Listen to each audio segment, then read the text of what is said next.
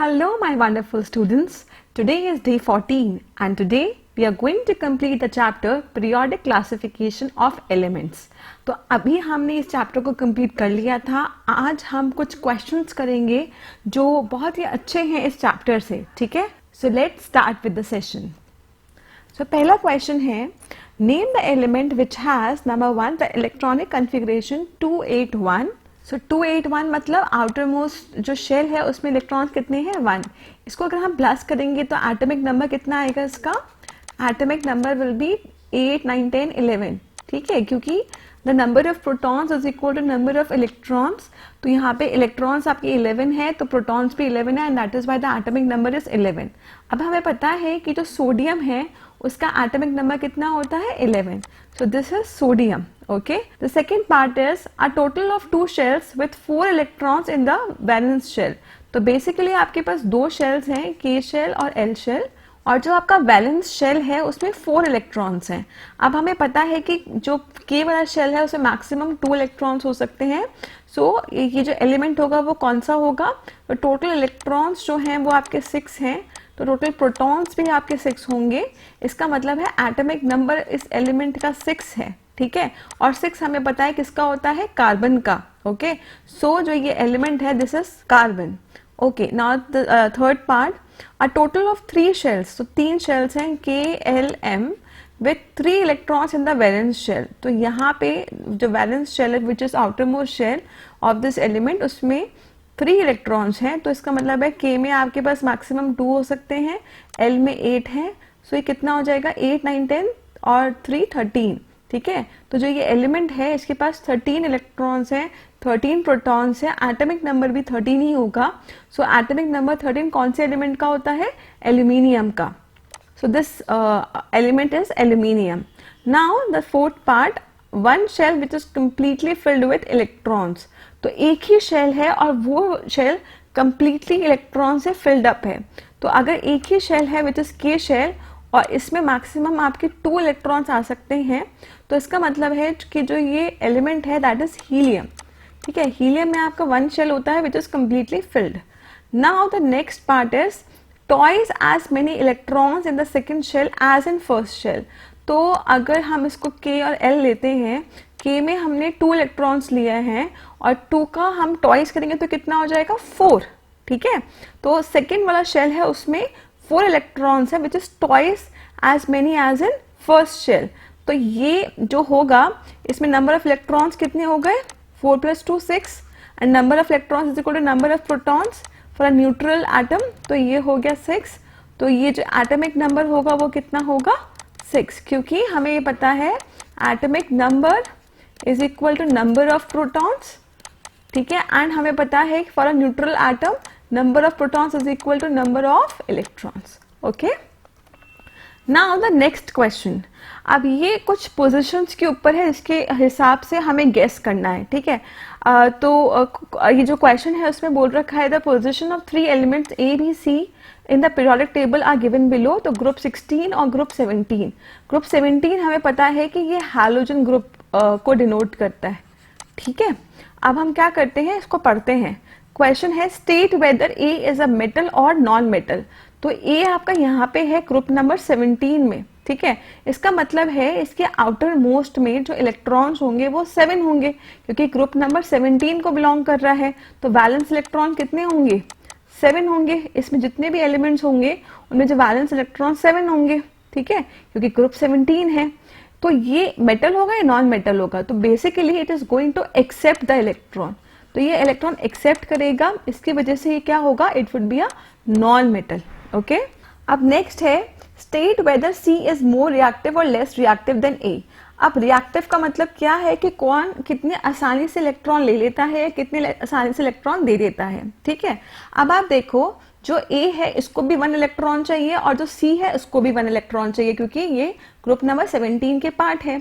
पर जो A है इसका साइज छोटा होगा, क्योंकि इसमें कितने शेल होंगे, इसमें सिर्फ K और L शेल होंगे, क्योंकि ये पीरियड नंबर 2 को बिलोंग कर रहा है.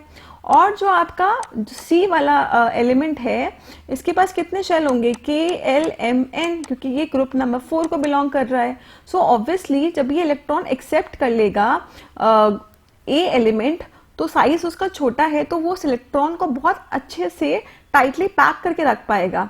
वेयर एज सी का साइज बड़ा है ए से, इसलिए जो इलेक्ट्रॉन उसने एक्सेप्ट किया उसको बहुत अच्छे से नहीं रख पाएगा। ठीक है, इसलिए हम बोलेंगे कि ए इज मोर रिएक्टिव देन सी। अब बात करते हैं सी पार्ट की। तो क्वेश्चन है विल सी बी लार्जर और smaller in size than B. ठीक है, अब बी देखो, बी में क्या है, बी में आपके पास जो नंबर ऑफ इलेक्ट्रॉन्स और नंबर ऑफ प्रोटॉन्स वो कम होंगे as compare to C.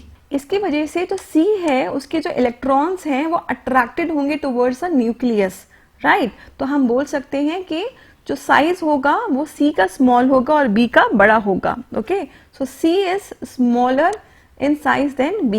Now the next question, which type of ion, cation or anion will be formed by element A? तो जो element A है ये कैसा है, नॉन मेटल है और नॉन मेटल हमेशा इलेक्ट्रॉन एक्सेप्ट करता है, लेता है। अगर आप इलेक्ट्रॉन ले रहे हो तो आप क्या बनाओगे, you will form अनायन। Okay, now the next question, why is argon bigger in size than chlorine when argon is next to chlorine in third period and the size of element decreases when moving from left to right in a period? तो हमने ये बात discuss भी करी थी that as you move from left to right size decrease होता है। इस हिसाब से जो आपके नोबल गैस वाले जो ग्रुप है उसका साइज सबसे स्मॉल होना चाहिए, बट ऐसा नहीं होता। नोबल गैस के जो एलिमेंट्स होते हैं उनका साइज बड़ा होता है हैलोजन ग्रुप से। तो उन्होंने बोला है ऐसा क्यों। ठीक है, सो बेसिकली थर्ड पीरियड की बात करते हैं जिसमें एलिमेंट्स हैं NaMg, Al, Si, phosphorus, sulphur, chlorine, argon.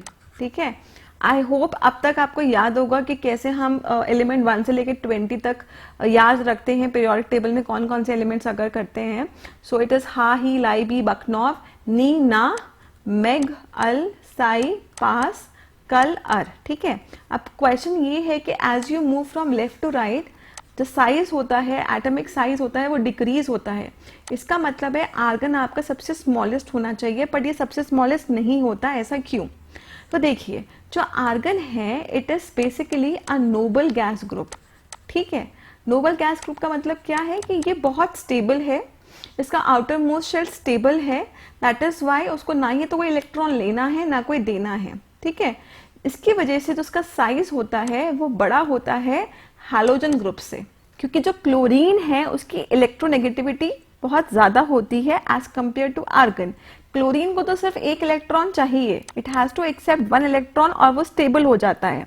But argon को क्या है, आर्गन को ना तो इलेक्ट्रॉन देने हैं ना लेने हैं। ठीक है, now the next question, question ये है कि which element will form only covalent compound. तो पहले हम इस क्वेश्चन को देखें, टेबल दे रखा है जिसमें ग्रुप 1, 2 है। ये पता है कि ये बेसिकली मेटेलिक ग्रुप है। ठीक है, फिर 13, 14 में हमें पता है यहाँ पे आपके पास कार्बन होता है जो शेयरिंग ऑफ इलेक्ट्रॉन्स करते हैं। फिर यहाँ पे 18 हमें पता है नोबल गैस ग्रुप है, और जो आपका 17 है वो हैलोजन वाला ग्रुप है, 16 नॉन मेटल है।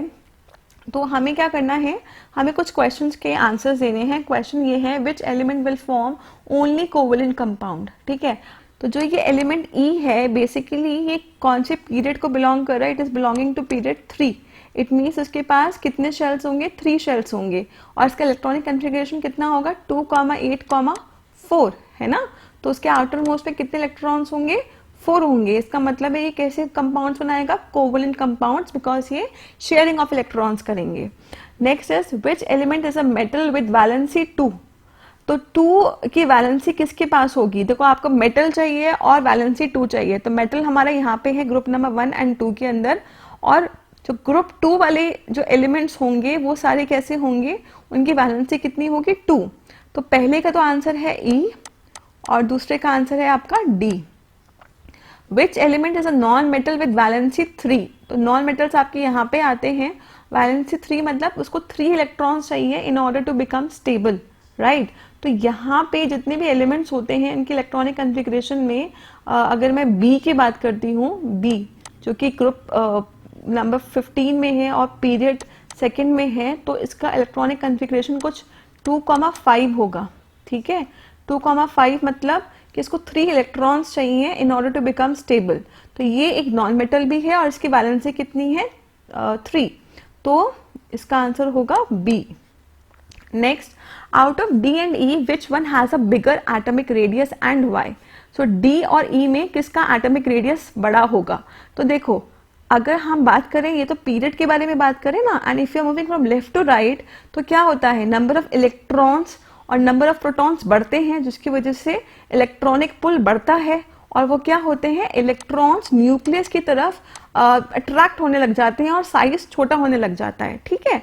तो इस वजह से क्या होगा, जो ई होगा उसका साइज कम होगा as compare to D.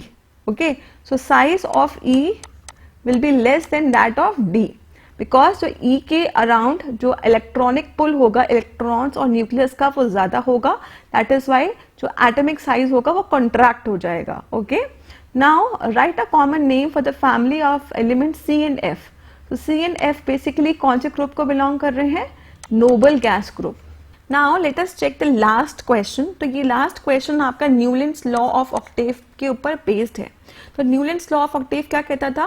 That if you are arranging the elements in the order of increasing atomic masses और एटॉमिक वेट्स, तो the properties of the first element will resemble to the property of every eighth element. ठीक है, तो सबसे पहले जो हमें यहाँ पे एलिमेंट्स दे रखे हैं, क्वेश्चन अगर हम पढ़ते हैं तो एलिमेंट्स ए टू जे आपको दे रखा है, उनके एटॉमिक वेट्स दे रखे हैं आपको, और आपको बताना है कि किन किन की प्रॉपर्टीज सिमिलर होगी।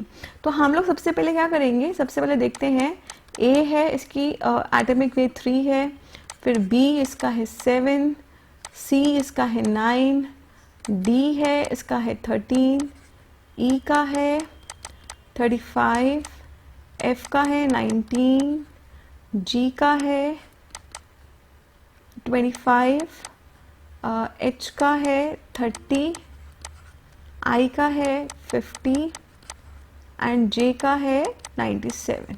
ओके, अब हमने क्या करना है, हमें इनको लिखना है इन the order of increasing atomic masses. तो पहले सबसे पहले हम देखते हैं कि 1 2 3 4 5 6 7 ऐसे ही था ना, सारे गा मा पा धा नी फिर सा।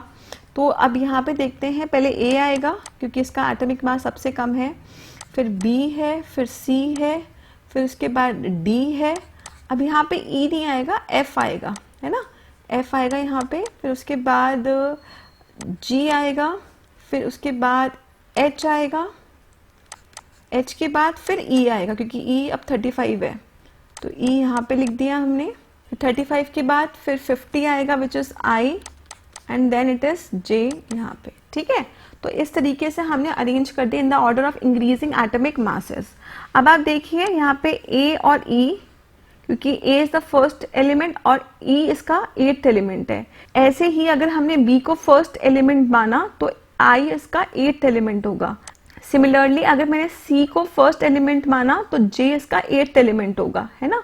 तो ये 3 आपको ऐसे मिले हैं कॉम्बिनेशंस जिनकी प्रॉपर्टीज कैसी होगी, सिमिलर होगी एज पर the Newlands law of octaves. Okay, so यहाँ पे हमने कुछ 5 क्वेश्चंस डिस्कस किए हैं। अगर आपको फिर भी लगता है कि आपको किसी भी चीज में प्रॉब्लम है, so do write in the comment section. Do let me know if you are enjoying the sessions और नॉट, और what can I do in order to improve it more for you people. Okay, bye bye students and take care.